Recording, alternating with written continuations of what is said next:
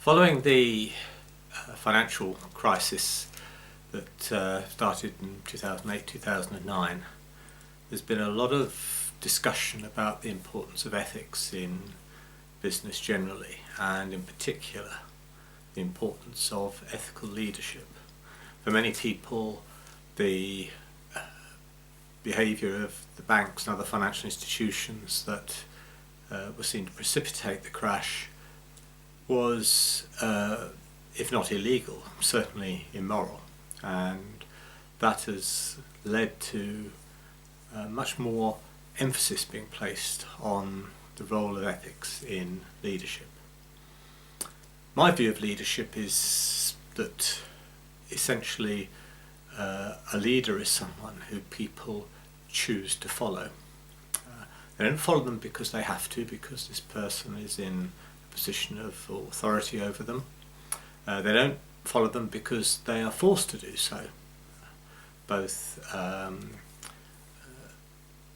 legitimate authority or position and coercion are the kind of strategies that do not make people into successful leaders. What makes them successful is that they are the person that others choose to follow. Why do they choose to follow them? Because they believe in them and their direction of travel, and they trust them to take them in the right direction. And underpinning that trust is a perception that the leader has some kind of moral integrity. And that's what ethical leadership is all about. It's about people behaving in ways that demonstrate that they have a set of moral standards and that they abide by them. So what does all that mean if we want to try and develop our insights into ethical leadership, and in particular the kind of behaviours that will demonstrate to people that we are ethical leaders? Essentially, being ethical, as I've said, is about behaving in ways that demonstrate that you've got a set of moral standards that guide your thinking, your judgments, and your behaviour, and that you abide by those standards. If you say that I will never do X, then you never do X.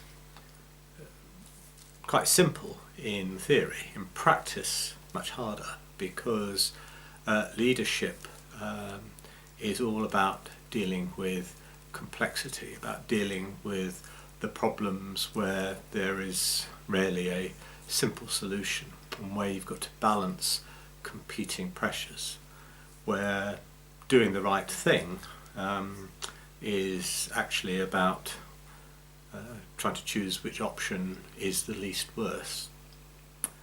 So how do you make those kind of ethical judgments that enable you to demonstrate that you are an ethical leader?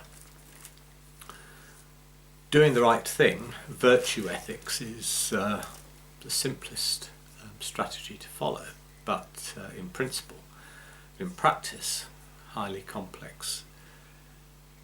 You're looking at a situation, you have a choice of options. Which one do you choose? Well, you choose the one that is the right thing to do. The difficulty is when what you believe is the right thing to do is not necessarily what other people believe is the right thing to do. Moral standards are highly personal, and we all have different value sets which guide our behaviour. Now, generally in any culture and in any organisation, you'll find most people have a relatively common shared set of values, and so there's not a huge amount of disagreement about what the right thing is to do, but it happens, and when it does happen, it's usually in the worst time and the worst place in terms of having to make a judgment. What makes doing the right thing so difficult is that all too often it can lead you to producing not necessarily the right outcome, and that's your alternative basis for making moral judgments. Not what's the right thing to do, but what produces the right outcomes. What's called consequentialism, to distinguish it from virtue ethics of doing the right thing. And many would say, well, that's surely what you should be aiming for.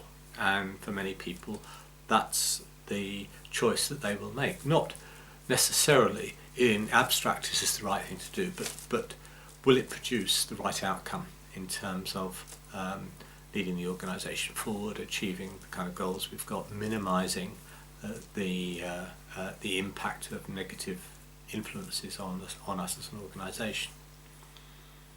And then a third option comes into play.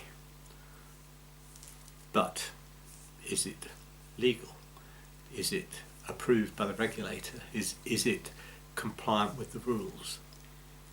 And it's a striking fact that despite the strong animosity that many of the financial institutions gained as a result of the financial crisis, there have been very, very few prosecutions of people. Why? Because they didn't break the rules. In fact, there is an argument that's been made that one of the big problems in the financial services sector was that it had become so intensely regulated that people abandoned any sense of personal moral standards and instead simply asked the question, are we allowed to do it? Because the rules are designed to prevent us from doing the bad things. So if the rules don't say that we can't do it, then we can do it. And that led to the kind of financial instruments being created which the rules had never conceived of when they were being framed. And again, we can say, well, in an ideal world, doing the right thing achieves the right outcomes and is rule compliant. But if you're faced with a set of options where what you think is the right thing to do may involve breaking the rules, where achieving the right outcome may involve breaking the rules, would you break the rules? Or would you say, our first decision has always got to be about, is this rule compliant? So those are the three options that any leader is faced with in behaving ethically, in making moral judgments about what course of action to follow. And that can be very difficult. You're constantly trying to balance those three choices where complex decisions have to be made. As I've said before, in the ideal circumstance, they coincide. What you think is the right thing to do produces the right outcome and is in line with the rules. It's when you get a divergence between them that really difficult moral choices have to be made. And that's what leadership involves. If leaders didn't have to make those kind of decisions, we wouldn't need to have the kind of quality of leaders that we do need in our organisations, sadly don't always get. People look to leaders to make those decisions. The more senior they are, the more challenging the decisions they have to make. And making what the leader believes is the right decision is always going to be difficult and is potentially always going to be problematic if you get it wrong. What makes a good leader, perhaps one should say, but what makes a really outstanding leader is that they are prepared to face up to those kind of challenges and will make those hard decisions with a very clear understanding of what the principles are that are guiding them. It's easy to make the right decisions when you didn't actually realise what you were doing. It's very hard when you understand the implications of it and you recognise the different pressures that you're trying to balance.